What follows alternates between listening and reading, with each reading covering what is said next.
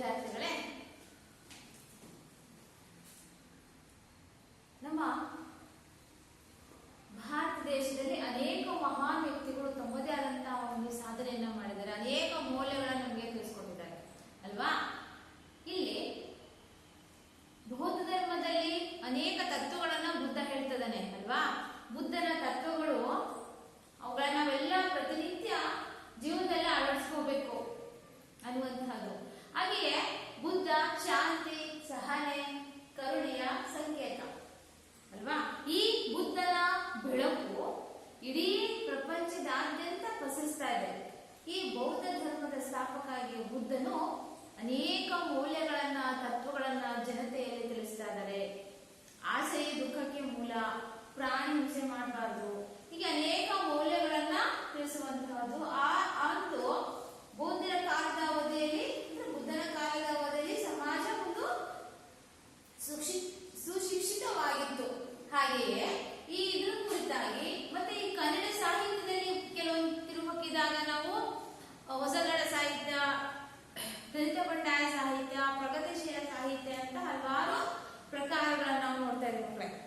ಅದರಲ್ಲಿ ದಲಿತ ಸಾಹಿತ್ಯನೂ ಒಂದು. ಅಂದಿನ ಸಮಾಜದಲ್ಲಿ ಜನರಲ್ಲಿ ಒಂದು ಮೇಲು ಕೀಳು ಅನ್ನುವಂತಹ ಒಂದು ಭಾವನೆ ಇತ್ತು. ಸಮಾನತೆ ಅನ್ನುವಂಥದ್ದು ಇರಲಿಲ್ಲ. ಅದನ್ನ ಈ ರೀತಿ ಮಾಡಬಾರ್ದು, ನಾವೆಲ್ಲರೂ ಒಂದೇ ಅನ್ನುವಂಥದ್ದನ್ನ ಸಾಹಿತ್ಯದ ಮೂಲಕ ಪರಿಚಯಿಸುವಂತಹ ಆಗಿನ ಕಾಲದ ದಲಿತ ಬಂಡಾಯರ ವ್ಯಕ್ತಿಗಳಾಗಿತ್ತು. ಇಲ್ಲಿ ಸಮಾಜದಲ್ಲಿ ನಡೀತಾ ಇರುವಂತಹ ಅನೇಕ ನೋವುಗಳನ್ನ, ಕಷ್ಟಗಳನ್ನ ಅವರು ಅನುಭವಿಸ್ತಾ ಇದ್ರು. ಇವುಗಳನ್ನ ತಿಳಿಸುವಂತಹದೇ ಪ್ರಸ್ತುತ ದಲಿತ ಸಾಹಿತ್ಯವಾಗಿದೆ. ಇಲ್ಲಿ ಮುಖ್ಯವಾಗಿ ಸಮಾಜದಲ್ಲಿ ಸಮಾನತೆಯನ್ನ ನಾವು ಮೂಡಿಸಬೇಕು ಅನ್ನುವಂಥದ್ದೇ ಈ ಸಾಹಿತ್ಯದ ಒಂದು ಉದ್ದೇಶ ಆಗಿದೆ. ಹಾಗೆಯೇ ಪ್ರಸ್ತುತ ಸಮಾಜದಲ್ಲಿ ಕವಿಯಾಗಿರುವಂತಹ ಅರವಿಂದ ಮಾಲಗತ್ತಿಯವರು ಬುದ್ಧನನ್ನ ಕರೀತಾ ಇದ್ದಾರೆ. ಬುದ್ಧ ತಿಳಿಸ್ಕೊಟ್ಟಂತಹ ಅನೇಕ ಮೌಲ್ಯಗಳು, ಇವುಗಳ ಒಂದು ಪರಿಚಯ. ಬುದ್ಧ, ನೀನು ಒಂದು ಬಾರಿ ಇಲ್ಲಿಗೆ ಬಂದು ಬಿಡು, ಮತ್ತೆ ಜನಿಸಿ ಬಾ. ನಿನ್ನಲ್ಲಿರುವಂತಹ ಒಳ್ಳೆಯ ಗುಣಗಳು, ಆ ಪಂಚಶೀಲ ತತ್ವಗಳನ್ನ ಅನುಸರಿಸಿ ಮನುಷ್ಯನು ಶ್ರೇಷ್ಠನಾಗ್ತಾ ಇದ್ದಾನೆ. ಇಂತಹ ಒಂದು ಮೌಲ್ಯಗಳನ್ನ ತಿಳಿಸಲಿಕ್ಕೆ ನೀನು ಮತ್ತೆ ಪುನಃ ಬಾ ಅಂತ ಬುದ್ಧನನ್ನ ಕವಿಯಲ್ಲಿ ಕವನದಲ್ಲಿ ಕರೀತಾ ಇದ್ದಾರೆ, ಹೇಳ್ತಾ ಇದ್ದಾರೆ. ಇದ್ರ ಮೂಲಕ ನಾವೆಲ್ಲರೂ ಮಾನವನು ಬುದ್ಧನ ಒಂದು ಮೌಲ್ಯಗಳನ್ನು ಅಳವಡಿಸ್ಕೋಬೇಕು ಅನ್ನುವಂತಹದೇ ಮುಖ್ಯ ಈ ಪದ್ಯದ ಉದ್ದೇಶ. ಇಲ್ಲೇನಪ್ಪಾ ಅಂದ್ರೆ, ಮರಳಿ ಮನೆಗೆ ಪುನಃ ಬುದ್ಧನೇ ನೀನು ಮರಳಿ ಮನೆಗೆ, ನಮ್ಮ ಸಮಾಜದಲ್ಲ ಜನರ ಒಂದು ಮನಸ್ಸಿಗೆ ನೀನು ಬಂದು ಬಿಡು. ಹೇಗೆ? ಇಲ್ಲಿ ಸಮಕಾಲೀನವಾದಂತಹ ಒಂದು ಜಾಗತಿಕ, ರಾಷ್ಟ್ರೀಯ ಹಾಗೂ ಸಾಂಸ್ಕೃತಿಕ ವಿದ್ಯಮಾನಗಳಿಗೆ ಅತ್ಯಂತ ತೀವ್ರವಾಗಿ ಸ್ಪಂದಿಸಿದಂತಹ ಇವರು ಕವಿತೆಗಳನ್ನ, ವಿಶೇಷವಾಗಿ ಅಪರೂಪದ ಕವಿಗಳಲ್ಲಿ ಒಬ್ಬರಾಗಿದ್ದಾರೆ. ಯಾರು? ಅರವಿಂದ ಮಾಲಗತ್ತಿಯವರು. ಇವರು ಇಂದಿನ ಸಮಾಜದಲ್ಲಿ ನಡೀತಾ ಇರುವಂತಹ ಒಂದು ಅಜ್ಞಾನದ ಕತ್ತಲೆಯನ್ನು ಹೋಗಲಾಡಿಸಿ ಬುದ್ಧನ ಒಂದು ಜ್ಞಾನದ ಬೆಳಕನ್ನ ಹರಡಬೇಕು ಇರುವಂತಹದ್ದು ಅವಶ್ಯಕ. ಅಜ್ಞಾನ ಅಂಧಕಾರದ ಕತ್ತಲೆಯಲ್ಲಿ ಜನರು ಇಂದು ಮುಳುಗೆಡ್ತಾ ಇದ್ದಾರೆ ಅಲ್ವಾ. ಹಾಗೆ ಬುದ್ಧ ತಿಳಿಸಿದಂತಹ ಸತ್ಯ, ಶಾಂತಿ ಹಾಗೂ ಕರುಣೆಯ ಬೆಳಕನ್ನು ನಾವು ಅಳವಡಿಸ್ಕೋಬೇಕು ಅನ್ನುವಂತಹದ್ದಾಗಿದೆ. ಇಲ್ಲಿ ಏನ್ ಮಕ್ಕಳೇ? ಸತ್ಯ, ಶಾಂತಿ, ಬರ್ಕೊಳ್ಳಿ. ಸತ್ಯ,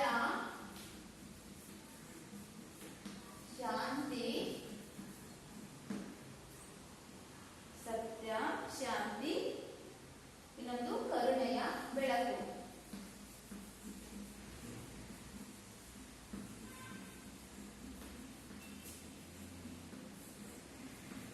ಈ ಮೂರು ಅಂಶಗಳನ್ನು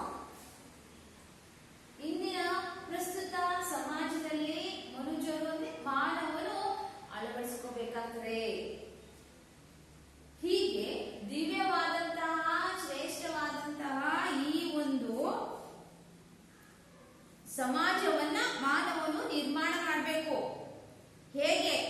ಜಾತಿಯ ಸೀಮೆ ಆಚೆ ಮೇಲು ಕೀಳು ಜಾತಿ ಭೇದ ಲಿಂಗ ಭೇದ ಅನ್ನದೆ ನಾವೆಲ್ಲರೂ ಒಂದೇ ಎನ್ನುವಂತ ಒಗ್ಗಟ್ಟಿನಿಂದ ಏನ್ ಮಾಡ್ಬೇಕು, ನಾವು ಒಂದಾಗ್ಬೇಕು. ಅಂದ್ರೆ ನಮ್ಮ ನಡೆ ಬುದ್ಧನ ನಡೆ ಆಗಿರಬೇಕು, ಬುದ್ಧನ ಮಾತಾಗಿರ್ಬೇಕು. ಆದ್ರಿಂದ ನೀನು ಮತ್ತೆ ಬುದ್ಧನೇ ನೀನು ತಿಳಿಸಿದಂತಹ ಎಲ್ಲ ಮೌಲ್ಯಗಳು, ಸತ್ಯ, ಕರುಣೆ, ಶಾಂತಿ, ಹೀಗೆ ಇವೆಲ್ಲವುಗಳು ಮಾನವನಲ್ಲಿ ಮತ್ತೆ ಪುನಃ ಮರಳಿ ಬರಬೇಕು ಅನ್ನುವಂಥದ್ದೇ ಇಲ್ಲಿ ಕವಿಯ ಒಂದು ಆಶಯವಾಗಿದೆ. ಹಾಗಾದ್ರೆ ಮಕ್ಕಳೇ, ನಾವೇನ್ ಮಾಡೋಣ, ಇಲ್ಲಿ ಪ್ರಸ್ತುತ ಈ ಅರವಿಂದ ಮಾಲಗತ್ತಿಯವರ ಒಂದು ಜೀವನ ಪರಿಚಯವನ್ನ ತಿಳಿದುಕೊಳ್ಳೋಣ. ಮಕ್ಕಳೇ, ಎಲ್ಲರೂ ಪಠ್ಯಪುಸ್ತಕ ತಂದಿರಲ್ವಾ? ಹಾಗಾದ್ರೆ ಪುಟ ಸಂಖ್ಯೆ 118. 118 ಕ್ರಿಸ್ತಶಕ 1956ರಲ್ಲಿ ವಿಜಯಪುರ ಜಿಲ್ಲೆಯ ಮುದ್ದೇಬಿಹಾಳದಲ್ಲಿ ಅರವಿಂದ ಮಾಲಗತ್ತಿಯವರು ಜನಿಸಿದರು. ಇವರು ಕರ್ನಾಟಕ ವಿಶ್ವವಿದ್ಯಾನಿಲಯದಿಂದ MA PhD ಪದವಿಗಳನ್ನು ಪಡೆದು ಪ್ರಸ್ತುತ ಮೈಸೂರು ವಿಶ್ವವಿದ್ಯಾನಿಲಯದ ಕುವೆಂಪು ಕನ್ನಡ ಅಧ್ಯಯನ ಸಂಸ್ಥೆಗಳಲ್ಲಿ ಪ್ರಾಧ್ಯಾಪಕರಾಗಿ ಕಾರ್ಯನಿರ್ವಹಿಸುತ್ತಿದ್ದಾರೆ. ಇವರು ಸಂಶೋಧನೆ ಮತ್ತು ವೈಚಾರಿಕ ಲೇಖನಗಳಿಂದ ಪ್ರಸಿದ್ಧರಾಗಿದ್ದಾರೆ. ಜನಪ್ರಿಯ ಕವಿಯಾಗಿರುವ ಇವರು ವಿಶ್ವತೋಮುಖ, ಹೂ ಬಲು ಬಾರ, ಮೂಕನಿಗೆ ಬಾಯಿ ಬಂದಾಗ, ಕಪ್ಪು ಕಾವ್ಯ, ಮೂರನೆಯ ಕಣ್ಣು, ನಾದ ನಿನಾದ, ಸಿಲಿಕಾನ್ ಸಿಟಿ ಮತ್ತು ಕೋಗಿಲೆ, ಚೆಂಡಾಲ ಸ್ವರ್ಗಾರೋಹಣ ಕವನ ಸಂಕಲನಗಳನ್ನು ರಚಿಸಿದ್ದಾರೆ. ಕಾರ್ಯ ಎಂಬ ಕಾದಂಬರಿಯನ್ನು, ಮುಗಿಯದ ಕಥೆಗಳು ಎಂಬ ಕಥಾ ಸಂಕಲನವನ್ನು, ಗೋರ್ಮೆಂಟ್ ಬ್ರಾಹ್ಮಣ ಎಂಬ ಆತ್ಮಕಥನವನ್ನು ಇವರು ರಚಿಸಿದ್ದಾರೆ. ಜಾನಪದ ಶೋಧ, ಭೂತಾರಾಧನೆ, ದಲಿತ ಸಾಹಿತ್ಯ ಚಳುವಳಿಯ ತಾತ್ವಿಕ ಚಿಂತನೆ, ದಲಿತ ಪ್ರಜ್ಞೆ, ಸಾಹಿತ್ಯ, ಸಮಾಜ ಮತ್ತು ಸಂಸ್ಕೃತಿ ಇವರ ವಿಮರ್ಶಾ ಕೃತಿಗಳಾಗಿವೆ. ಶ್ರೀಯುತರ ಮೂಕನಿಗೆ ಬಾಯಿ ಬಂದಾಗ ಕವನ ಸಂಕಲನಕ್ಕೆ ದೇವರಾಜ ಬಹದ್ದೂರ್ ಪ್ರಶಸ್ತಿ, ಕಪ್ಪು ಕಾವ್ಯ ಕೃತಿಗೆ ನರಸಿಂಹಯ್ಯ ಪುರಸ್ಕಾರ ಮತ್ತು ಗೋರ್ಮೆಂಟ್ ಬ್ರಾಹ್ಮಣ ಕೃತಿಗೆ ಕರ್ನಾಟಕ ರಾಜ್ಯ ಸಾಹಿತ್ಯ ಅಕಾಡೆಮಿ ಪ್ರಶಸ್ತಿಗಳು ಲಭಿಸಿವೆ. ಪ್ರಾಕೃತ ಮರಳಿ ಮನೆಗೆ ಕವನವನ್ನು ಅರವಿಂದ ಮಾಲಗತ್ತಿಯವರ ವಿಶ್ವತೋಮುಖ, ಹೂ ಬಳು ಭಾರ ಕವನ ಸಂಕಲನದಿಂದ ಆಯ್ದುಕೊಳ್ಳಲಾಗಿದೆ. ಮಕ್ಕಳೇ, ಇವರು ಲೇಖಕರು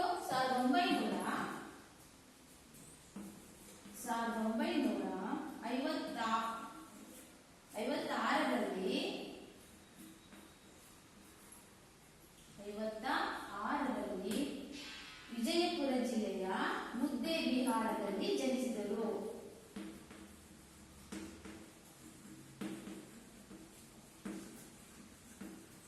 ವಿಜಯಪುರ ಜಿಲ್ಲೆಯ ಮುದ್ದೇಬಿಹಾಳದಲ್ಲಿ ಜನಿಸಿದರು.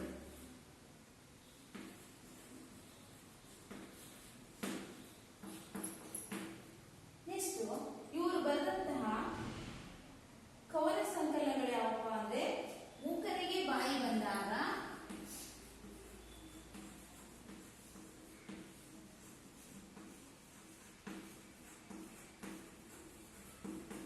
ಮೂಕರಿಗೆ ಬಾಯಿ ಬಂದಾಗ, ನೆಕ್ಸ್ಟ್ ಕಪ್ಪು ಕಾವ್ಯ,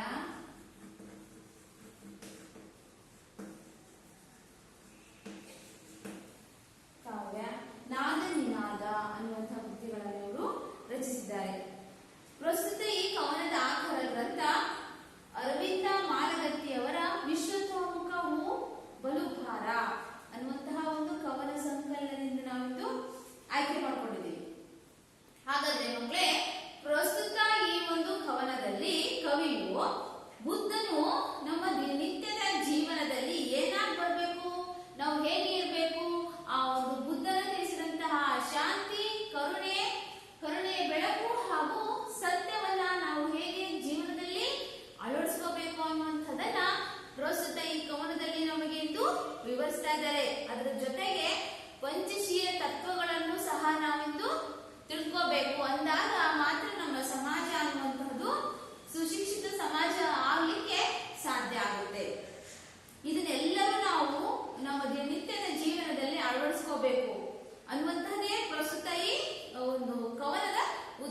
ಆಗಿದೆ.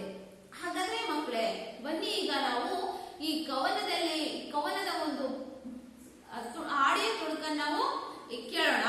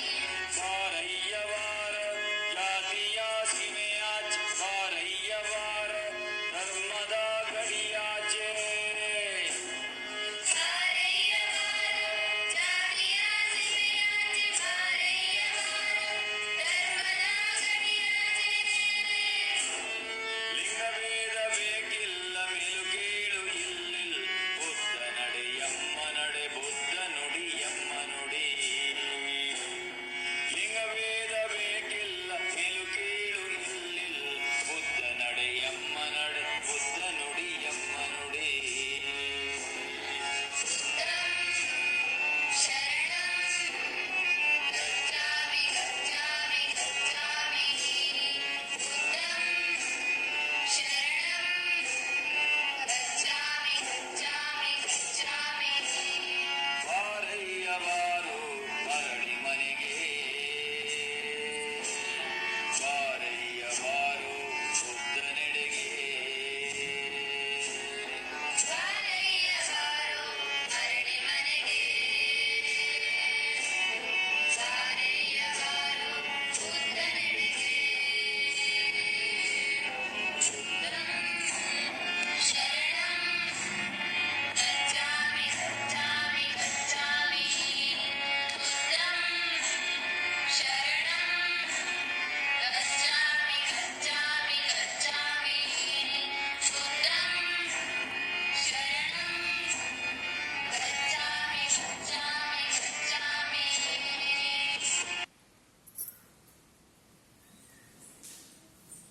ಮಕ್ಕಳೇ, ಈಗ ಎಲ್ಲರೂ ಪದ್ಯವನ್ನು ಕೇಳಿಸಿದ್ರಲ್ವಾ? ನೆಕ್ಸ್ಟ್ ಸಾರಾಂಶ ಹೇಳ್ತಾ ಹೋಗ್ತೀನಿ, ನೋಟ್ ಮಾಡ್ಕೊಳ್ತಾ. ಇಲ್ಲಿ ಕವಿಯು ಬುದ್ಧನಲ್ಲ ಮರಳಿ ಪುನಃ ನಮ್ಮ ಮನೆಗೆ ಬನ್ನಿ, ನಮ್ಮ ಮನಸ್ಸುಗಳಿಗೆ, ಮಾನವನ ಒಂದು ಮನಸ್ಸುಗಳಿಗೆ ಬನ್ನಿ. ಅಂದ್ರೆ ಬುದ್ಧನ ತಿಳಿಸಿದಂತಹ ತತ್ವಗಳನ್ನ ನಾವಿಂದು ಪರಿಪಾಲನೆ ಮಾಡಬೇಕಾಗಿದೆ. ಅವುಗಳನ್ನ ಇಲ್ಲಿ ಕವಿ ಕರೀತಾ ಇದ್ದಾರೆ. ಹೇಗೆಂದ್ರೆ ಆಗಿನ ಒಂದು ಸಮಾಜದಲ್ಲಿ ಅನೇಕ ಶೋಷಣೆ ನಡೀತಾ ಇತ್ತು, ಮೇಲು ಕೀಳು ಅನ್ನುವಂಥದ್ದು, ಲಿಂಗ ಭೇದ ನಡೀತಾ ಇತ್ತು, ಜಾತಿ ಭೇದ, ಇವೆಲ್ಲವುಗಳನ್ನ ಹೊರತೋಡಿಸ್ಬೇಕು, ನಾವೆಲ್ಲರೂ ಒಂದೇ ಎನ್ನುವಂತಹ ಒಂದು ಭಾವನೆಯನ್ನ ಹುಟ್ಟಿಸುವಂತಹ ಒಂದು ಕವನ ಇದಾಗಿದೆ. ನೋಡೋಣ. ಬಾರಯ್ಯ ಬಾರೋ ಮರಳಿ ಮನೆಗೆ, ಬಾರಯ್ಯ ಬಾರೋ ಬುದ್ಧನೆಡೆಗೆ, ಬಾರಯ್ಯ ಬಾರೋ ಕತ್ತಲಿಂದೀಚೆಗೆ, ಬಾರಯ್ಯ ಬಾರೋ ಬೆಳಕಿನ ಹಾದಿಗೆ. ಇಲ್ಲಿ ಹೇಳ್ತಿದ್ದಾರೆ ಕವಿ, ಏನಪ್ಪಾ ಅಂದ್ರೆ ಬುದ್ಧನೇ ನೀನು ಬೇಗ ಬಾ, ಮರಳಿ ಮತ್ತೆ ನೀನು ಪುನಃ ನಮ್ಮ ಮನೆಗಳಿಗೆ ಬಾ.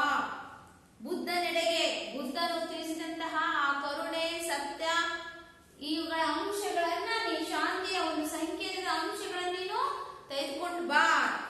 ನೀ ಬಂದಾಗ ಕತ್ತಲಿಂದೀಚೆಗೆ ನಮ್ಮಲ್ಲಿರುವಂತಹ ಅನೇಕ ಕಷ್ಟ ಕೋಟಲೆಗಳು, ತೊಂದರೆಗಳು, ನೋವುಗಳನ್ನ ಹೊಡೆದೋಡಿಸ್ಲಿಕ್ಕೆ ನೀನು ಬಾ.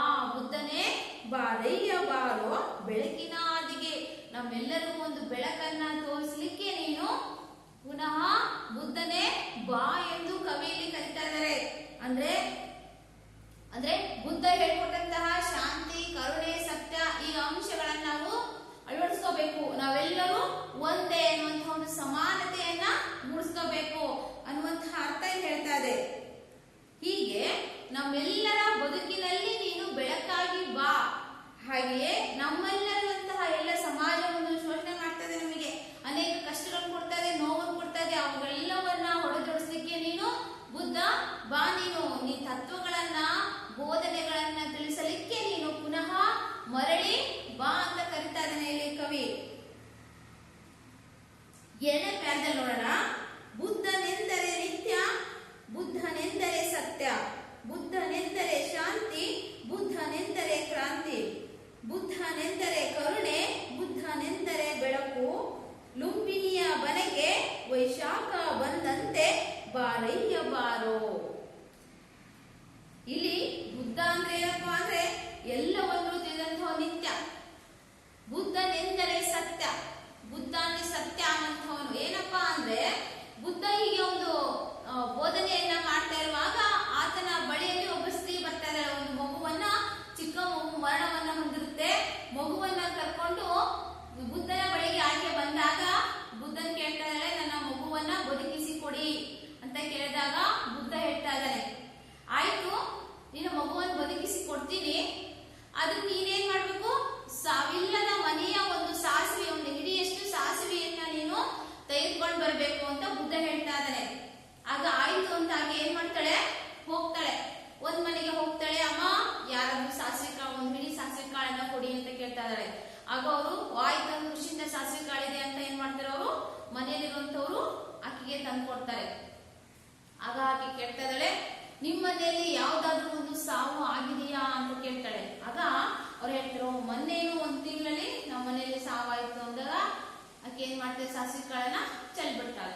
ಮತ್ತೆ ಹೀಗೆ ಒಂದ್ ಮನೆಗೆ, ಎರಡ್ ಮನೆಗೆ, 3 ಮನೆಗೆ, 4 ಮನೆಗೆ, ಹೀಗೆ ಎಲ್ಲ ಮನೆಗಳನ್ನ ಅಲಿತಾ ಇದ್ದಾಳೆ. ಹಾಗಾದ್ರೆ ಈ ಒಂದು ಸತ್ಯವನ್ನ ಆಕೆಗೆ ತಿಳಿಸಬೇಕಾಗಿತ್ತು ಬುದ್ಧ. ಆದ್ರೆ ಎಲ್ಲರ ಮನೆಗೂ ಹೋಗಿ ಹೋಗಿ ಪುನಃ ಬುದ್ಧನ ಬಳಿಗೆ ಬರ್ತಾ ಇದ್ದಾಳೆ ಆಕೆ ಸ್ತ್ರೀ. ಹೇಳ್ತಾ ಇದ್ದಾಳೆ, ಸಾಸಿವೆ ತಂದ ಅಂತ ಕೇಳಿದಾಗ ಆಕೆ, ಇಲ್ಲ, ಸಾವಿಲ್ಲದ ಮನೆಯ ಸಾಸಿವೆ ಎಲ್ಲೂ ಇಲ್ಲ.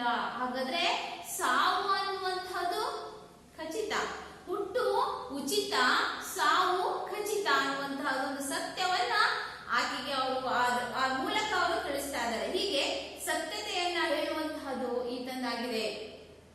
ಹಾಗಾದ್ರೆ ಹುಟ್ಟು ಅನ್ನುವಂತಹದ್ದು ಉಚಿತ, ಸಾವು ಖಚಿತ. ಸಾವು, ಒಬ್ಬ ಮನುಷ್ಯ ಹುಟ್ಟಿದನೇ ಅಂದ್ಮೇಲೆ ಅವನು ಸಾಯಲೇಬೇಕು ಅಲ್ವಾ? ಈ ಸತ್ಯವನ್ನ ನಾವೆಲ್ಲರೂ ತಿಳ್ಕೋಬೇಕು. ಇದು ತಿಳ್ಕೊಳ್ಳದೆ ನಾವೇನ್ ಮಾಡ್ತಾ ಇದೀವಿ? ಸಮಾಜದಲ್ಲಿ ಅನೇಕ ಜನರಿಗೆ ಹಿಂಸೆ ಕೊಡ್ತಾ ಇದೀವಿ, ನೋವನ್ನು ಕೊಡ್ತಾ ಇದೀವಿ, ಅವ್ರ ಬಗ್ಗೆ ಅನೇಕ ಏನ್ ಮಾಡ್ತೀವಿ, ಹೀಯಾಳಿಸಿ ಮಾತನಾಡ್ತಾ ಇದೀವಿ, ಅನೇಕ ರೀತಿಯಲ್ಲಿ ನಾವು ಅವರಿಗೆ ತೊಂದರೆ ಕೊಡ್ತಾ ಇದೀವಿ. ಈ ಅಂಶಗಳನ್ನ ಮಾನವನು ತಿಳ್ಕೋಬೇಕು. ಅದನ್ನ ಇಂದು ತಿಳ್ಕೊಂಡಿಲ್ಲ. ನಿನ್ನ ಮೂಲಕ ಆ ಮನುಷ್ಯನಿಗೆ, ಮಾನವನಿಗೆ ಪರಿಚಯಿಸು ಅನ್ನುವಂತಹ ಮಾತನಲ್ಲಿ ಕವಿ ಕೇಳ್ತಾ ಇದ್ದಾರೆ. ಬುದ್ಧನೆಂದರೆ ಶಾಂತಿ, ಶಾಂತಿಯ ಸಂಕೇತ. ಅವನು ಕ್ರಾಂತಿನೂ ಹೌದು. ಹೀಗೆ ಬುದ್ಧನೆಂದರೆ ಕರುಣೆ, ಬುದ್ಧನೆಂದರೆ ಬೆಳಕು. ಅವನು ಕರುಣೆ. ಹಾಗೆ ಆತ ಬುದ್ಧ ಹುಟ್ಟಿರುವಂತಹ ಲುಂಬಿನಿಯ ಬುದ್ಧ ಹುಟ್ಟಿದಾಗ ಅಲ್ಲಿ ಒಂದು ಅತ್ಯಂತ ಸಂತೋಷದ ದಿನ ಇತ್ತು. ಹಾಗೆ ವೈಶಾಖ ಬೇಸಿಗೆ, ಈ ಬೇಸಿಗೆ ಕಾಲದಲ್ಲಿ ವೈಶಾಖ ಬೇಸಿಗೆ ಕಾಲ ಅಂತಲ್ವಾ, ಹಾಗೆ ಬುದ್ಧನು ಜನಿಸಿದಾಗ ಹೇಗೆ ತುಂಬಾ ಸಂತೋಷ ಇತ್ತಲ್ವಾ, ಹಾಗೆಯೇ ಬುದ್ಧ ಮತ್ತೆ ಸಮಾಜದಲ್ಲಿ ಬಂದರೆ ಎಲ್ಲರಿಗೂ ಎಲ್ಲಿಲ್ಲದ ಒಂದು ಸಂತೋಷ, ಸಂಭ್ರಮ ಅನ್ನುವಂತಹದ್ದು ಬರುತ್ತೆ ಅಂತ ಹೇಳ್ತಾರೆ ಎರಡನೇ ಭಾಗದಲ್ಲಿ ಕವಿ. ನೀವು ಅನೇಕ ಬುದ್ಧನ ಕಥೆಗಳನ್ನು ಕೇಳಿರ್ಬೋದಲ್ಲ ಮಕ್ಕಳೇ. ಅಂಗುಲಿಮಾಲನ ಕಥೆ ಕೇಳಿದ್ರ? ಅಂಗುಲಿಮಾಲ ಅಂತವನು ತುಂಬಾ ಕ್ರೂರ ವ್ಯಕ್ತಿ. ಆದ್ರೆ ಅವ್ನು ನೋಡ್ಲಿಕ್ಕೆ ಜನರು ತುಂಬಾ ಹಿಡಿತಾ ಇದ್ರು. ಅವನೇನ್ ಮಾಡ್ತಿದ್ದ? ಮನುಷ್ಯರ ಕೈಗಳನ್ನ ಕತ್ತರಿಸಿ ಹಾರಗಳು ಹಾಕೊಳ್ತಾ ಇದ್ದ. ಹೀಗೆ ಅನೇಕ ರೀತಿಯಲ್ಲಿ ಹಿಂಸೆಯನ್ನು ಮನುಷ್ಯರನ್ನು ಕೊಲ್ತಾ ಇದ್ದ. ಇವನನ್ನ ಜೀವದ ಬೆಲೆ ಅನ್ನುವಂಥದ್ದೇ ಆತನಿಗೆ ಗೊತ್ತಿರಲಿಲ್ಲ. ಆಗ ಒಂದ್ ಬಾರಿ ಏನ್ ಮಾಡ್ತಾರೆ ಇವರು ಬುದ್ಧ ಅಂತಂದ್ರೆ, ಅಂಗುಲಿಮಾಲನಿಗೆ ಕರೆದ್ಬಿಟ್ಟು, ಇಲ್ಲಿರುವಂತಹ ಒಂದು ಮರವನ್ನ ಕಡಿ, ನೀನು ಕಡಿದ್ರೆ ಮತ್ತೆ ಪುನಃ ಮರವನ್ನ ತಕ್ಷಣ ನೆಡ್ಲಿಕ್ಕೆ ಆಗುತ್ತಾ? ಮರವನ್ನ ಹೇಗಿದೆ ಹಾಗೆ ನೆಡ್ಲಿಕ್ಕೆ ಸಾಧ್ಯ ಇದೆಯಾ ಅಂತ ಕೇಳ್ತಾರೆ, ತಿಳಿಸು ಅಂತ. ಆಗ ಅವನು ಹೇಳ್ತಾನೆ ಅಂಗುಲಿಮಾಲ, ಇಲ್ಲ, ಕಡಿದಂತಹ ಮರವನ್ನ ಹೇಗೆ ಮತ್ತೆ ಪುನಃ ನೆಡ್ಲಿಕ್ಕೆ ಬರುತ್ತೆ ಅಂತ ಹೇಳಿದಾಗ ಈ ಸತ್ಯವನ್ನ ಅದನ್ನು ತಿಳಿಸ್ತದಲ್ಲ. ಹಾಗೆಯೇ ಮನುಷ್ಯರನ್ನ ನೀವೇನ್ ಮಾಡ್ಬಾರ್ದು? ಕೊಲ್ಬಾರ್ದು, ಹಿಂಸೆಯನ್ನ ಮಾಡಬಾರ್ದು, ಪುನಃ ಅವರನ್ನ ಬದುಕಿಸಿ ಕೊಡ್ಲಿಕ್ಕೆ ಸಾಧ್ಯ ಇಲ್ಲ. ಈ ರೀತಿಯಾಗಿ ನೀನೇನ್ ಮಾಡ್ಬೇಕು? ಮನುಷ್ಯ ಹಿಂಸೆಯನ್ನ ನೀನು ಮಾಡಬಾರ್ದು ಅನ್ನುವಂತಹ ಒಂದು ಬುದ್ಧಿಯನ್ನ ಅವನು ಹೇಳ್ತಾರೆ. ಹೀಗೆ ಕ್ರೂರವಾಗಿರುವಂತಹ ಮನುಷ್ಯರ ಒಂದು ಮನಸ್ಥಿತಿಯನ್ನ ಮಾತಿನ ಮೂಲಕ ಅವನನ್ನ ಮನಃ ಪರಿವರ್ತನೆ ಮಾಡುವಂತಹ ಅನೇಕ ಉದಾಹರಣೆಗಳನ್ನ, ಕಥೆಗಳನ್ನ ನಾವು ತಿಳ್ಕೊಂಡಿದ್ದೀವಿ. ಹೀಗೆ ಬಾರಯ್ಯ ಬಾರೋ, ಇಂತಹ ಒಂದು ಸಮಾಜದಲ್ಲಿ ಅನೇಕ ರೀತಿಯ ಒಂದು ಸಮಸ್ಯೆಗಳಿದೆ. ಇವುಗಳನ್ನ ನೀವೇನ್ ಮಾಡ್ಬೇಕು? ಬಗೆಹರಿಸಲಿಕ್ಕೆ ಅಸಮಾನತೆ ಇದೆ. ಇದನ್ನ ಹೋಗಲಾಡಿಸಲಿಕ್ಕೆ ಬುದ್ಧ ನೀನು ಪುನಃ ಬಾ. ನೀನು ನಾವೆಲ್ಲರ ಮನೆಗಳಲ್ಲಿ, ವ್ಯಕ್ತಿಗಳಲ್ಲಿ, ಮನಸ್ಸುಗಳಲ್ಲಿ ನೀನು ನೆಲೆಯೂರು ಇರ್ಬೇಕು ಅಂತ ಇಲ್ಲಿ ಕವಿ ಹೇಳ್ತಾ ಇದ್ದಾರೆ. ನೆಕ್ಸ್ಟ್ ಪ್ಯಾದಲ್ಲಿ ಏನ್ ಹೇಳ್ತಾರೆ ನೋಡೋಣ. ನೀ ಹುಟ್ಟಿದಿ ಮನೆಯು, ನೀ ಕಟ್ಟಿದಿ ಮನೆಯು, ಮರೆತೋದೆ ಹೇಗೆ ನೆನಪಾಯಿತು ಈಗ, ನಿನಗಾಗಿ ತೆರೆದಿರುವುದು ಈ ಮನೆಯ ಬಾಗಿಲು, ಪಂಚಶೀಲ ಕಥದಿ ದೀಕ್ಷಾ ಭೂಮಿ ರಥದಿ ಬಾರಯ್ಯ ಬಾರೋ. ಏನಂತ ಹೇಳ್ತಾ ಇದಾರೆ? ಬುದ್ಧ, ನೀನು ಹುಟ್ಟಿದಂತಹ ಮನೆ ಅಂದ್ರೆ ಈ ಭಾರತ ದೇಶದಲ್ಲಿ, ಈ ನಾಡಿನಲ್ಲಿ ನೀನು ಜನಿಸಿದಂತಹ ಮನೆ ಇದಾಗಿದೆ, ನಾಡಾಗಿದೆ. ಇದು ನೀನ ಕಟ್ಟಿದಂತಹ ಒಂದು ಬೌದ್ಧ ಧರ್ಮ ಇದೆ. ಆ ಬೌದ್ಧ ಧರ್ಮದ ಆ ನಿಯಮಗಳನ್ನ, ಆ ಮೌಲ್ಯಗಳನ್ನ ನೀನು ಹೇಗೆ ಮರೆತು ಹೋದೆ ಅಂದ್ರೆ ಜನರಿಗೆ ಹೇಳ್ತಾ ಇದ್ದಾರೆ, ನೀವೆಲ್ಲದನ್ನ ಹೇಗೆ ಮರೆತು ಬಿಟ್ರು ನೀವು, ಈಗ ನೆನಪಾಯ್ತಾ ಇದೆ. ಆದ್ರಿಂದ ನಿನಗಾಗಿ ತೆರೆದಿರುವುದು ಈ ಮನೆಯ ಬಾಗಿಲು ಅನ್ನುವಂಥದ್ದು ನಿನಗಾಗಿ ಯಾವಾಗಲೂ ತೆರೆದಿದ್ದಾರೆ. ಮನಸ್ಸುಗಳು, ವ್ಯಕ್ತಿಗಳ ಮನಸ್ಸುಗಳಿದೆ. ಅದಕ್ಕಾಗಿ ನೀನು ಆ ವಿಷಯಗಳನ್ನ ತಿಳಿಸಲಿಕ್ಕೆ ನೀನು ಮತ್ತೆ ಪುನಃ ಬಾ ಬುದ್ಧನೇ ಅಂತ ಕರೀತಾ ಇದ್ದಾರೆ. ಆ ಬುದ್ಧ ಕವಿ ತಿಳಿಸಿದಂತಹ ಪಂಚಶೀಲ ರಚನೆ, ಪಂಚಶೀಲ ತತ್ವಗಳು ಅನ್ನುವಂಥದ್ದನ್ನ ಅವರು ಹೇಳ್ತಾ ಇದ್ದಾರೆ. ಬುದ್ಧರು ತಿಳಿಸಿಕೊಟ್ಟಂತಹ ಪಂಚಶೀಲ ತತ್ವಗಳು.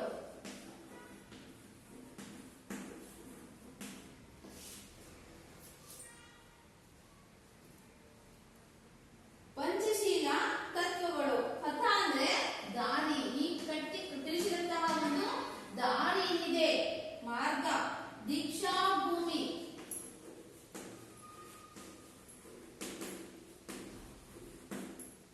ಉಪದೇಶ ಮಾಡುವಂತಹ ಒಂದು ಸ್ಥಳ, ನಿನಗಾಗಿ ಕಾದು ಇದೆ. ಉಪದೇಶ ಮಾಡುವ ಸ್ಥಳ, ನಿನಗಾಗಿ ಆ ಜಾಗವನ್ನ ಕಾಯಿಸಿ ಇಡಲಾಗಿದೆ. ಬುದ್ಧನೇ, ನೀನು ನಮ್ಮೆಲ್ಲರಿಗಾಗಿ ನೀ ಉಪದೇಶಗಳನ್ನು ತಿಳಿಸಲಿಕ್ಕೆ ಮತ್ತೆ ಪುನಃ ನೀನು ಬಾ.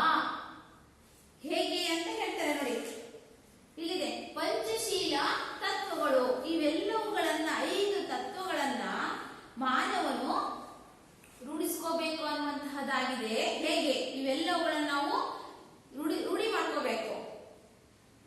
ದುಃಖದ ಪಂಚಶೀಲ ತತ್ವಗಳನ್ನು ನೋಡ್ಕೊಳ್ಳಿ.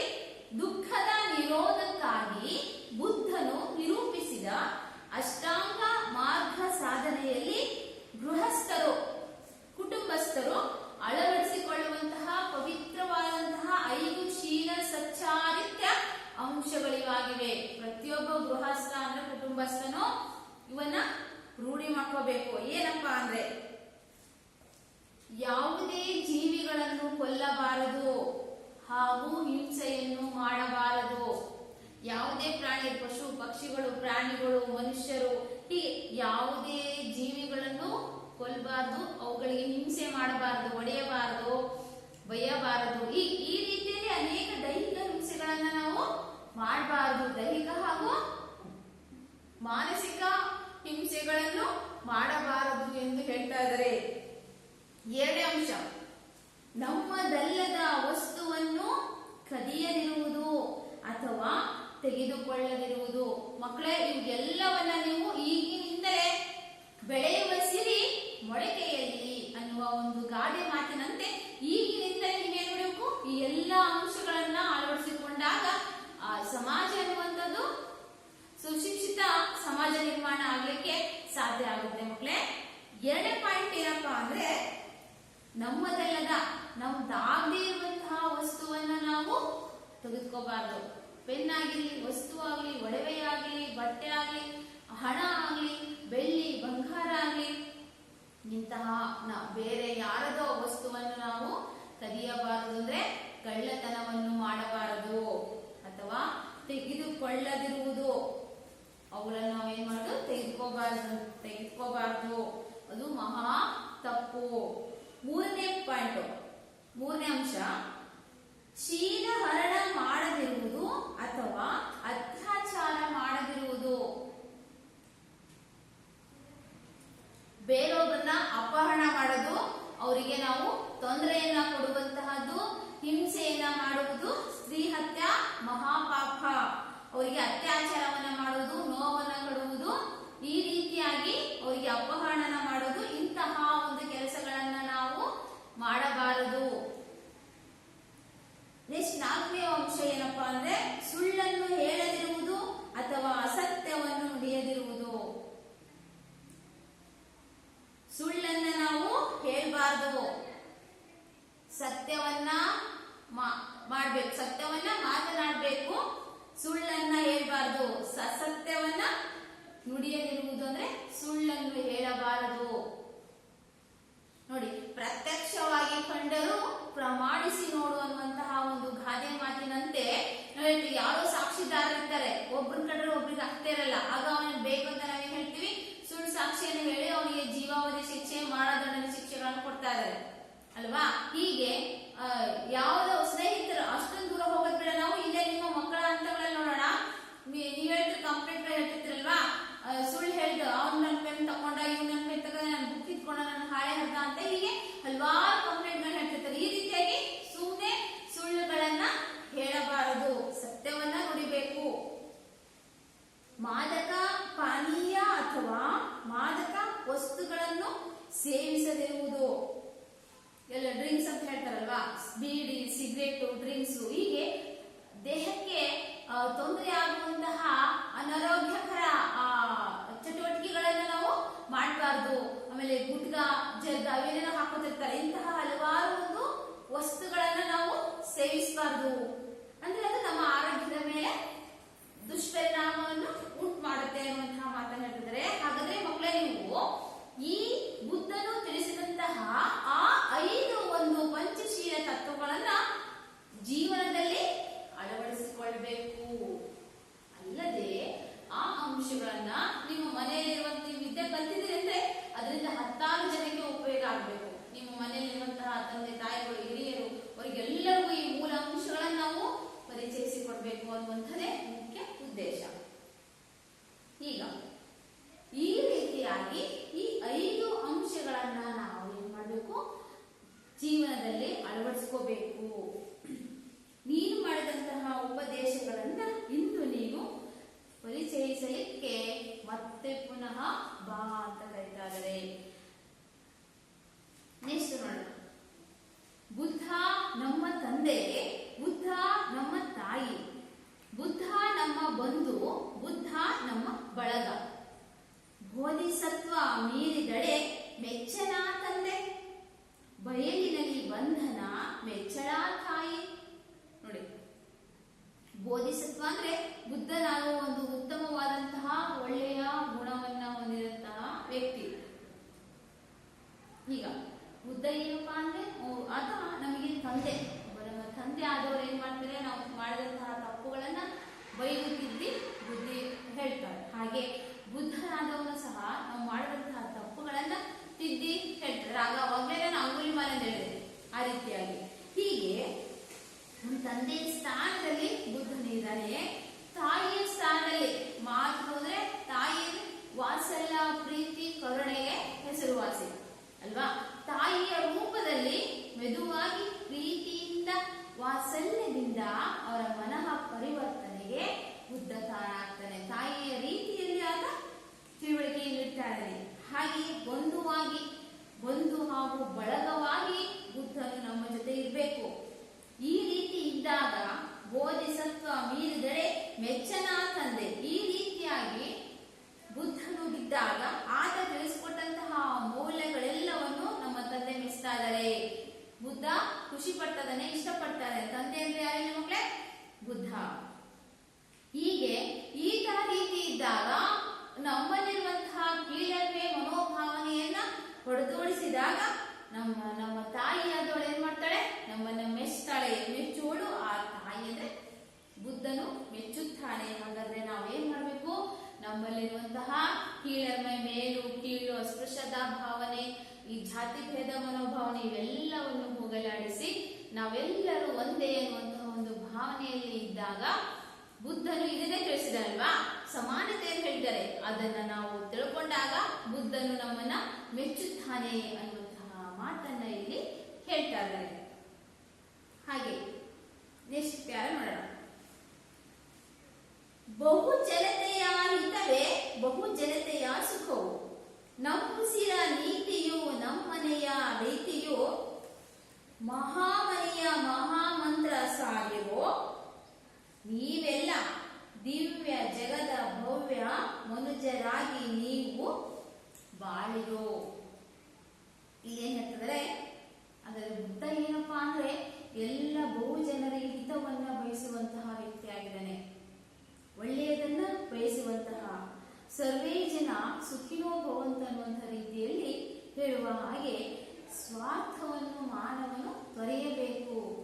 ಅಂದ್ರೆ ಸ್ವಾರ್ಥವನ್ನ ಮನುಷ್ಯ ಬಿಡಬೇಕು. ಅಂದಾಗ ಬಹು ಜನರಿಗೆ ಸುಖ, ನಮ್ಮ ಸುಖನೇ ಅವರ ಸುಖ ಅಂತ ನಾವು ಸಮಾಜದ ಎಲ್ಲ ಜನರ ಜೊತೆಗೆ ಇರಬೇಕು. ತೊಂದರೆಯನ್ನ ಕೊಡಬಾರ್ದು. ಅವ್ರಿಗೆ ಒಳ್ಳೆಯದನ್ನ ಬಯಸಬೇಕು. ಹಿತ ಒಳ್ಳೆಯದನ್ನ ನಾವು ಬಯಸಬೇಕು, ಕೆಟ್ಟದನ್ನ ಬಯಸಬಾರದು. ನಮ್ಮ ಉಸಿರ ನೀತಿಯು ನಮ್ಮನೆಯ ರೀತಿಯು, ನಾವು ಮಾತಾಡುವಂತ ಉಸಿರು ರೀತಿ, ಮನೆಯಲ್ಲಿರುವಂತಹ ಎಲ್ಲ ಜನರ ರೀತಿಗಳು ಇದೇ ರೀತಿ ಇರಬೇಕು. ಸರ್ವೇ ಜನ ಸುಖಿನೋ ಭವಂತು ಅನ್ನುವ ಹಾಗಿರ್ಬೇಕು. ಹಾಗೆ ಇದೇ ಉದ್ದೇಶ ಮಹಾಮನಿಯ ಮಹಾಮಂತ್ರ ಸಾರಿರೋ ನೀವೆಲ್ಲ ದಿವ್ಯ ಜಗದ ಭವ್ಯ ಮನುಜರಾಗಿ ನೀವು ಬಾಳಿರೋ. ಏನಪ್ಪಾ ಅಂದ್ರೆ ಮಹಾಮನೆ ಅಂದ್ರೇನು? ಬಸವಣ್ಣನವನು 12ನೇ ಶತಮಾನದಲ್ಲಿರುವಂತಹ ಬಸವಣ್ಣನವರು ಕಟ್ಟಿರುವಂತಹ ಒಂದು ಅನುಭವ ಮಂಟಪದಲ್ಲಿ ನೋಡಿರ್ಬೋದು ಮಕ್ಕಳೇ ನೀವು. ಆ ಒಂದು ಅದರಲ್ಲಿ ಎಲ್ಲರಿಗೂ ಒಂದು ಸಮಾನತೆಯನ್ನು ಕೊಡ್ತಾ ಇದ್ದಾರೆ. ಎಲ್ಲಾ ಜನಾಂಗದ ವರ್ಗದವರೆಲ್ಲರಿಗೂ ಒಂದು ಅವಕಾಶವನ್ನು ಕೊಟ್ಟು ಎಲ್ಲರಿಗೂ ಒಂದು ಸಮಾನತೆಯನ್ನು ಕಲ್ಪಿಸಿರುವಂತಹ ಒಂದು ಸ್ಥಳ ಅದಾಗಿದೆ. ಆದ ಉದ್ದೇಶನೂ ಅದೇ. ಆ 12ನೇ ಶತಮಾನದಲ್ಲಿರುವಂತಹ ಒಂದು ಅಸಮಾನತೆ, ಅಸ್ಪೃಶ್ಯತೆ, ಜಾತಿ ನಿಂದನೆ ಇವೆಲ್ಲವುಗಳನ್ನ ಹೋಗಲಾಡಿಸುವುದಕ್ಕಾಗಿ ರಚನೆ ಆಗಿರುವಂತಹ ಒಂದು ಮಹಾಮನೆಯದಾಗಿದೆ. ಆತ ಕಲಿಸಿಕೊಟ್ಟಂತಹ ಮಹಾಮಂತ್ರ ಏನಪ್ಪಾ ಅಂದ್ರೆ ಕಳಬೇಡ, ಕೊಲಬೇಡ, ಹುಸಿಯ ನುಡಿಯನೂ ಬೇಡ, ಮುನಿಯ ಬೇಡ, ಅನ್ಯರಿಗೆ ಅಸಹ್ಯ ಪಡಬೇಡ, ತನ್ನ ಬಣ್ಣಿಸಬೇಡ, ಇದಿರು ಅಳಿಯಲೂ ಬೇಡ, ಇದೇ ಅಂತರಂಗ ಶುದ್ಧಿ, ಇದೇ ಬಹಿರಂಗ ಶುದ್ಧಿ. ಈ ವಚನದಂತೆ ಪ್ರತಿಯೊಬ್ಬ ಮಾನವನಿಗೂ ಈ ಮಂತ್ರ ಹೇಳ್ತಿದ್ದಾರೆ. ವಚನ ಕಳ್ಳತನವನ್ನ ಮಾಡಬಾರ್ದು, ಸುಳ್ಳನ್ನ ಹೇಳ್ಬಾರ್ದು ಅಲ್ವಾ. ಮುನಿಯ ಬೇಡ, ಕೋಪಗೊಳ್ಬೇಡ, ವಿನಾಕಾರಣ ಸಿಕ್ಕೋ ಜೊತೆಗೆ ನೀನ್ ಮಾಡ್ಬೇಡ, ಕೋಪವನ್ನು ಹೊಂದ್ಬೇಡ, ಅಸಹ್ಯ ಪಡ್ಬೇಡ, ಬೇರೊಬ್ಬರು ನೋಡಿ ಅಸಹ್ಯ ಪಡ್ಬೇಡ, ಹೌದಾ, ಹೀಯಾಳಿಸಿ ಮಾತಾಡ್ಬೇಡ, ಬೇರೊಬ್ಬರನ್ನ ಹಿಂದಿನಿಂದ ಬೈಬೇಡ. ಹೌದಾ, ಈ ರೀತಿಯಾಗಿ ಅವರು ತಿಳಿಸ್ಕೊಟ್ಟಂತಹ ಅಂಶಗಳು ವಚನಕಾರರಲ್ಲಿ ಬಸವಣ್ಣನ ಅವಧಿಯಲ್ಲಿಯೂ ಇತ್ತು. ಹೀಗೆ ದಿವ್ಯ ಜಗದ ಇವೆಲ್ಲ ಮಂತ್ರಗಳನ್ನು ನೀವು ಸಾರಿರಿ, ಮಾನವನಿಗೆ ಸಾರಿರಿ, ತಿಳಿಸಿ ದಿವ್ಯ ಜಗದ ಭವ್ಯ ಮನುಜರಾಗಿ ನೀವು ಬಾಳಿರೋ. ಈ ಬುದ್ಧನ ತತ್ವಗಳನ್ನ, ದಿವ್ಯ ಶ್ರೇಷ್ಠವಾದಂತಹ ಈ ಮೌಲ್ಯಗಳನ್ನ ನೀವೇನ್ ಮಾಡಿ ಜನತೆಯಲ್ಲಿ ಪ್ರತಿಬಿಂಬಿಸಿ ತಿಳಿಸಿ, ಈ ಬುದ್ಧನು ತಿಳಿಸಿದಂತಹ ಎಲ್ಲಾ ತತ್ವಗಳನ್ನ ಅನುಸರಿಸಿ ಅಲ್ವಾ. ಈ ಬುದ್ಧನು ತಿಳಿಸಿದ ತತ್ವಗಳನ್ನು ಬಸವಣ್ಣವರು ತಿಳಿಸಿದ್ದಾರೆ ಅಲ್ವಾ. ಈ ಎಲ್ಲಾ ಅಂಶಗಳನ್ನ ನೀವು ಅನುಸರಿಸಿ ಅಂದಾಗ ಮನುಷ್ಯ ಭವ್ಯ ಶ್ರೇಷ್ಠವಾದಂತಹ ಒಂದು ಮನುಷ್ಯನಾಗಲಿಕ್ಕೆ ಸಾಧ್ಯ, ಹಾಗೆ ನೀವು ಬಾಳಲಿಕ್ಕೆ ಸಾಧ್ಯ ಆಗುತ್ತೆ ಅನ್ನುವಂತಹ ಮಾತನ್ನ ಈ ಒಂದು ಪ್ಯಾರಲ್ಲಿ ಹೇಳ್ತಾ ಇದ್ದಾರೆ ನೋಡಿ.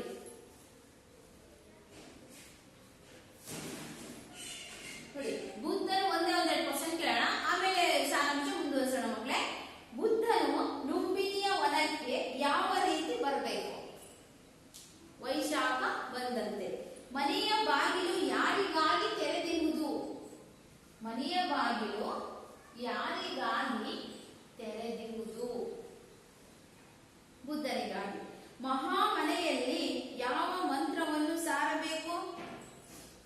ಮಹಾಮನೆಯಲ್ಲಿ ಬಹುಜನತೆಯ ಹಿತವೇ ಬಹುಜನತೆಯ ಸುಖವು ಅನ್ನುವಂತಹ ಒಂದು ಮಂತ್ರವನ್ನ ನಾವು ಸಾರಬೇಕು. ಮತ್ತೆ ನೆಕ್ಸ್ಟ್ ಮುಂದುವರೆದು ಏನ್ ಹೇಳ್ತಾರೆ ನೋಡೋಣ ಕವಿ.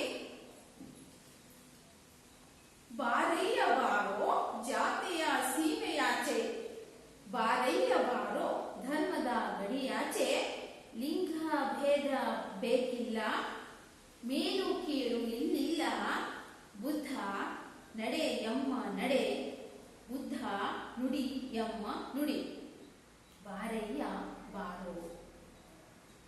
ಮತ್ತೆ ಪುನಃ ಬುದ್ಧನನ್ನ ಕರೀತಿದ್ದಾರೆ, ಬಾರಯ್ಯ ಬಾರೋ, ನೀನಿರುವಂತಹ ನೀನಿದ್ದೆ ಅಂದ್ರೆ ಆ ಸಮಾಜದಲ್ಲಿ ಆ ಜಾಗದಲ್ಲಿ ಯಾವುದೇ ರೀತಿಯ ಜಾತಿ ಇರೋದಿಲ್ಲ, ಜಾತಿಯಿಂದ ನೀನು ಹೊರಗೆ ಎದ್ದು ಬಾ. ಸೀಮೆ ಆ ಗಡಿ ಸೀಮೆಯಿಂದ ನೀನು ಬಿಟ್ಟು ಹೊರಗೆ ಎದ್ದು ಬಾ ಅಂದ್ರೆ ಸಮಾಜದಲ್ಲಿ ಯಾವುದೇ ರೀತಿಯ ಜಾತಿ ಭೇದ ಅನ್ನುವಂಥದ್ದು ಇರಬಾರ್ದು ಅನ್ನುವಂತ ಅರ್ಥ ಕೊಡುತ್ತೆ. ಮತ್ತೆ ಎಲ್ವಾ ನೀನು ಆ ಧರ್ಮದ ಗಡಿ ಆಚೆ, ಆ ಧರ್ಮ ಈ ಧರ್ಮ ಅಂತ ನಾವೆಲ್ಲ ಇರ್ತೀವಲ್ವಾ, ಎಲ್ಲ ಧರ್ಮ ಒಂದೇ ಅಲ್ವಾ. ಮನುಷ್ಯ ಹೇಗೆ ಎರಡೇ ಜಾತಿ, ಒಂದು ಹೆಣ್ಣು ಮತ್ತೆ ಒಂದು ಗಂಡು ಅಂತ ಹೇಳ್ತೀವಿ, ಹಾಗೆ ಯಾವುದೇ ರೀತಿ ಭೇದ ಭಾವ ಅನ್ನುವಂಥದ್ದು ಇಲ್ಲ. ಆ ಒಂದು ಧರ್ಮದ ಹೆಸರಿನಲ್ಲಿ ನೀವು ಅನೇಕ ಕಟ್ಟುಪಾಡುಗಳನ್ನು ಹಾಕೊಂಡಿದ್ದೀರಲ್ವಾ, ಆ ಎಲ್ಲವುಗಳನ್ನ ನೀವು ಮೀರಿ ಗಡಿಯನ್ನ ದಾಟಿ, ಆ ಹಾದಿಯನ್ನ ದಾಟಿ, ಆ ಕ್ರೂರ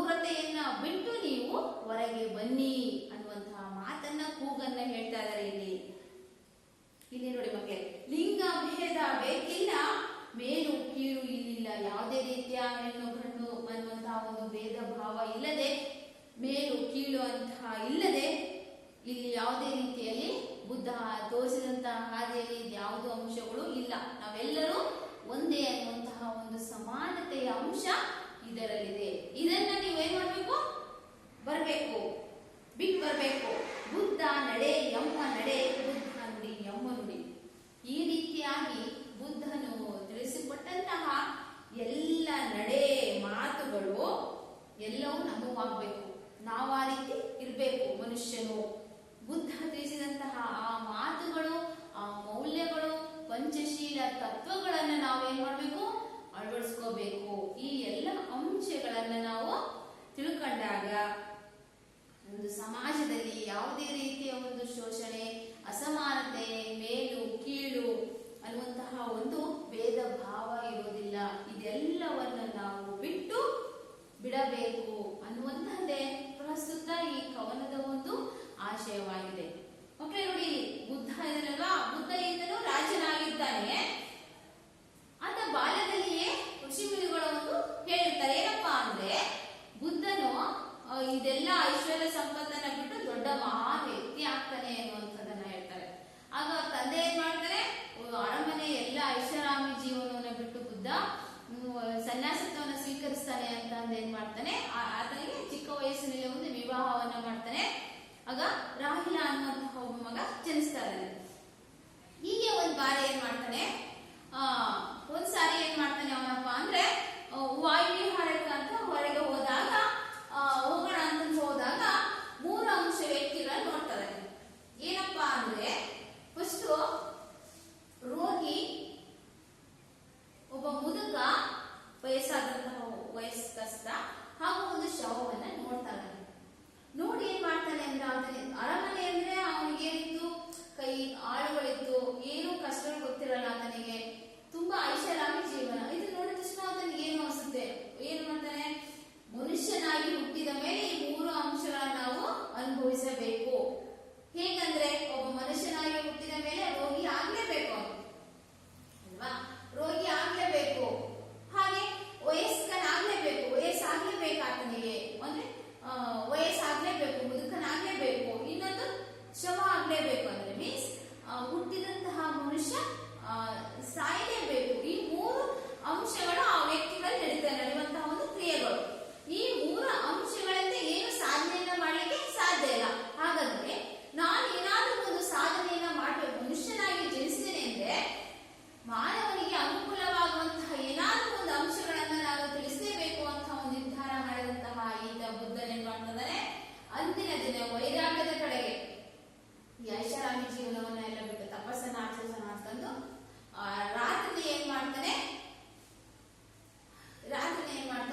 ಅರಮನೆಯನ್ನ ತೊರೆದು ಕಾಡಿನ ಕಡೆಗೆ ಹೋಗ್ತಾನೆ. ಅಲ್ಲಿ ಒಂದು ತಪಸ್ಸನ್ನ ಆಚರಿಸಿ ಘೋರ ತಪಸ್ಸನ್ನ ಆಚರಿಸಿ ಆಗ ಬುದ್ಧನಾಗ್ತಾನೆ. ಆಗ ತಪಸ್ಸನ್ನ ಮಾಡಿದಾಗ ಆಸೆಯೇ ದುಃಖಕ್ಕೆ ಮೂಲ ಕಾರಣ. ನಾವು ಪಡ್ತಾ ಇರುವಂತಹ ಆಸೆ, ಪಕ್ಕದ ಮನೆಯಲ್ಲಿ ಏನೋ ಕಾರ್ ತಗೊಂತಾರೆ, ನಾನು ತಗೋಬೇಕು. ಪಕ್ಕದ ಮನೆ ಏನೋ ದೊಡ್ಡ ಬಿಲ್ಡಿಂಗ್ ಕಟ್ಟಿಸ್ತಾ ಇದ್ರೆ ನಾನು ಬಿಲ್ಡಿಂಗ್ ತಗೋಬೇಕು. ಹೀಗೆ ನಮ್ಮಲ್ಲಿ ಆಸೆಗಳು ಹೆಚ್ಚಿದ ಹಾಗೆ ಏನಾಗ್ತಾನೆ? ಮನುಷ್ಯ ಅನೇಕ ವಾಮ ಮಾರ್ಗಗಳು ಹಿಡಿತಾರೆ ಅಲ್ವಾ? ನಮ್ಮ ಹಾಸಿಗೆ ಇದ್ದಷ್ಟು ನಾವೇನ್ ಮಾಡ್ಬೇಕು? ಕಾಲ್ ಚಾಚಬೇಕು. ಇದನ್ನ ಬಿಟ್ಟು ನಾವೇನ್ ಮಾಡ್ತೀವಿ?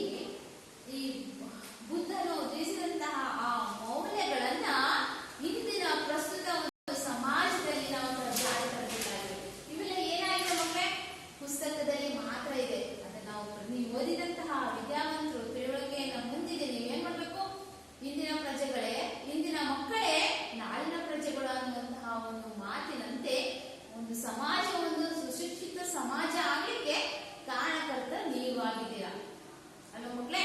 ಇಂತಹ ಒಂದು ಬುದ್ಧನು ತಿಳಿಸಿದಂತಹ ಮೌಲ್ಯಗಳನ್ನ ನೀವು ತಿಳ್ಕೊಂಡು ಅದನ್ನ ಪ್ರತಿನಿತ್ಯ ಜೀವನದಲ್ಲಿ ಅಳವಡಿಸಿಕೊಂಡಾಗ ನಾವೆಲ್ಲರೂ ಪರಿಪೂರ್ಣ ವ್ಯಕ್ತಿಗಳಾಗಲಿಕ್ಕೆ ಸಾಧ್ಯ ಆಗುತ್ತೆ. ನಮ್ಮ ದೇಶ ಪ್ರಗತಿಯತ್ತ ಕೊಂಡೊಯ್ಯಲು ಅನುಕೂಲವಾಗುತ್ತೆ. ಈ ರೀತಿಯಾಗಿ ಬುದ್ಧನನ್ನ ಕವಿ ಸಮಾಜಕ್ಕೆ ಬಂದಿದ್ದಷ್ಟು ನಮ್ಮ ಮನಸ್ಸುಗಳಿಗೆ ಬರ್ಬೇಕು. ಬುದ್ಧನ ತಿಳಿಸಿದಂತಹ ಈ ಅಂಶಗಳು, ಪಂಚಶೀಲ ತತ್ವಗಳು, ಬೋಧನೆಗಳು ಅಲ್ವಾ, ಈ ಎಲ್ಲ ಬೋಧನೆಗಳು ನಮ್ಮೆಲ್ಲರ ಒಂದು ಮನಸ್ಸಿನಲ್ಲಿ ಇದ್ದಾಗ ಮನಸ್ಸುಗಳ ಕಡೆಗೆ ನೀನು ಮರಳಿ ಬರಬೇಕು ಅಂತ ಬಂದು ನೀನೇನ್ ಮಾಡ್ಬೇಕು, ವ್ಯಕ್ತಿಗಳ ಒಂದು ಮನಸ್ಸಿನಲ್ಲಿ ನೆಲೆ ಊರಿ ಆ ವ್ಯಕ್ತಿಗಳು ಒಬ್ಬರಿಂದ ಒಬ್ಬರಿಗೆ ಆ ಅಂಶಗಳನ್ನ ತಿಳಿಸ್ತಾರಲ್ವಾ, ಆಗ ಸಮಾಜ ಅನ್ನುವಂಥದ್ದು ನಿರ್ಮಾಣ ಆಗಲಿಕ್ಕೆ ಸಾಧ್ಯ ಇದೆ. ಆದ್ದರಿಂದ ಇಂತಹ ಒಂದು ಉತ್ತಮ ಸಮಾಜವನ್ನ ನಿರ್ಮಾಣ ಮಾಡಲಿಕ್ಕೆ ಸಮಾನತೆಯನ್ನ ತರಬೇಕು. ಬುದ್ಧ ನೀನು ಬಾರಯ್ಯ ಬಾರೋ, ನೀನು ಮತ್ತೆ ಪುನಃ ನಮ್ಮ ಮರಳಿ ಮನೆಗೆ ಅನ್ನುವಂತ ರೀತಿಯಲ್ಲಿ ಬುದ್ಧನನ್ನ ಇಲ್ಲಿ ಕವಿ ಕರೀತಾ ಇದ್ದಾರೆ. ಹೀಗೆ ಶ್ರೇಷ್ಠವಾದಂತಹ ಈ ಶ್ರೇಷ್ಠತೆಯನ್ನ ಮನುಷ್ಯನು ಅಳವಡಿಸ್ಕೋಬೇಕಂದಾಗ ಅವನಲ್ಲಿ ಗುಣಗಳಿರ್ಬೇಕು. ಆಗ ಒಂದು ಸಮಾಜದಲ್ಲಿ ಸಮಾನತೆ ಅನ್ನುವಂತಹದ್ದು ಮೂಡುತ್ತೆ ಅನ್ನುವಂತಹ ಮಾತನ್ನ ಇಲ್ಲಿ ಹೇಳ್ತಾ ಇದ್ದಾರೆ. ಹಾಗಾದ್ರೆ ಮಕ್ಕಳೇ, ಇದರಲ್ಲಿ ನೋಡಿ 4ನೇ ಪ್ಯಾರಾಯದೆಲ್ಲ ನೀವು ಇದನ್ನ ಕಂಠಪಾಠ ಮಾಡ್ಬೇಕು. ಬಾರಯ್ಯ ಬಾರು ಅಂತ ಇದೆ ಅಲ್ವಾ, ಈ ಲಾಸ್ಟ್ ಪ್ಯಾರವನ್ನ ನೀವು ಕಂಠಪಾಠ ಮಾಡಬೇಕು. ನೆಕ್ಸ್ಟ್ ಬುದ್ಧನೆಂದರೆ ಸತ್ಯ, ಬುದ್ಧನೆಂದರೆ ನಿತ್ಯ ಅಂತ ಇದೆಯಲ್ಲ, ಫಸ್ಟೇ ಪ್ಯಾರದಿಂದ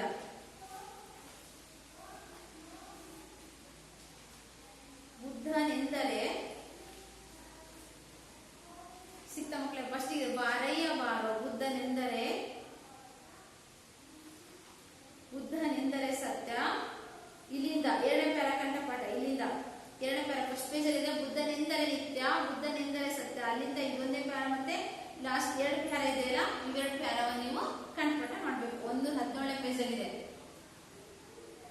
ಹೀಗೆ ಈ ರೀತಿಯಲ್ಲಿ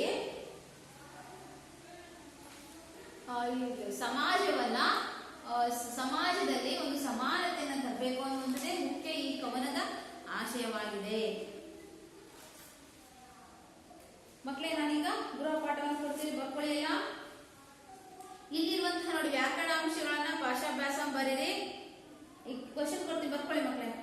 ಈ ಕಂಠಪಾಠ ಪದ್ಯವನ್ನ ಎಲ್ಲರೂ ಕಲಿಬೇಕು. ಇದು ಕಂಠಪಾಠ ಪದ್ಯ ಸಂಬಂಧಪಟ್ಟಂಗೆ 4 ಅಂಕದ ಪ್ರಶ್ನೆ ಬರ್ತದೆ.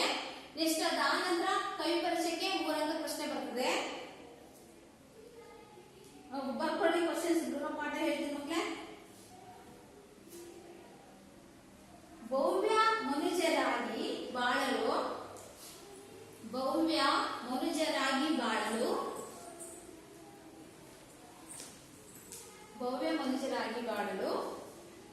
ನಮ್ಮಲ್ಲಿ ಇರಬೇಕಾದ ಗುಣಗಳಾವುವು?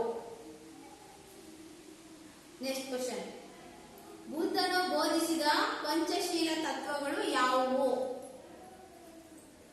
ಬುದ್ಧನು ಬೋಧಿಸಿದ ಪಂಚಶೀಲ